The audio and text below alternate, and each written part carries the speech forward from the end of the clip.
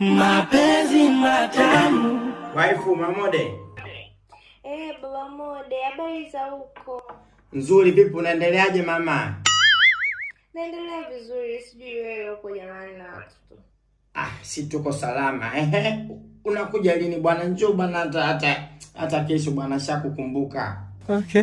Baba Mode, unajua kwanza kuhusu ile issue mwanzo ndo nimesafishwa.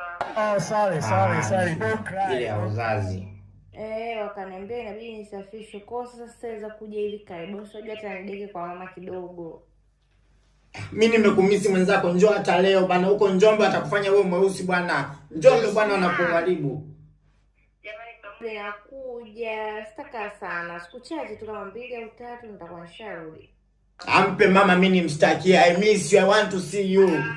Wewe mkianza kuongea hapa mkaeka na kabila chenu mimi yani mtapoteza muda. Mimi sitakupigia mwenyewe simu yako. Haya, pole. Upate afya bwana. Sawa baba Mode wangu, nakupenda. Nakupenda kama mpumbavu. Haki ya Mungu ni mambo gani? Haya, wewe na siku njema. Haya, asante. Basi tuondoke. Kasafishwa sina nini, kizazi kinasumbua, mtoto alitunga nje ya kizazi. Yaani kizazi ndo kama hichi hapa, mtoto katungwa. Sawa? Yaani mimba ipo kali yako, mtoto katungwa Mbezi. Kwa Zena. Wanawake zetu hao. Au ilikuwa gizani. Utawaweza. Basi tuchomoke ile mtu wa serikali kukaa hapa sio. Aujourd'hui aussi c'est un autre jour. A few moments later. Mambo ya Kihindi. Tumefundishwa ujue.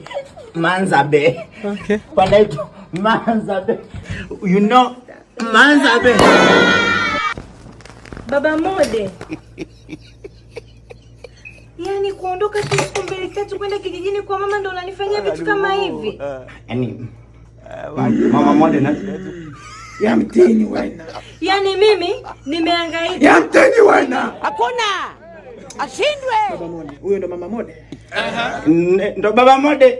Ndo Mama Mode mtaalamu. Daga bwana. Msingie imepandisha mashetani hapa. Mimi nimefanya vikoba, sekretari wangu mimi nimemwambia anipe kiwanja nikununulie mume kwa ajili ya zawadi ya birthday. Mama Unakuja kunifanya. Daga wewe, ulisema huyu ndo uzazi wake unasumbua, si ndio?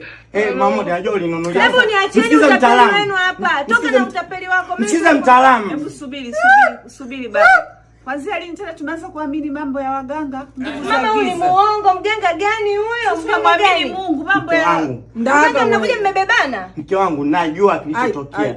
Nimetoka kwa mganga, yani masheti. Mganga fanya kazi yako, mbona unanifanyia hivi? Baba sisi hatuani.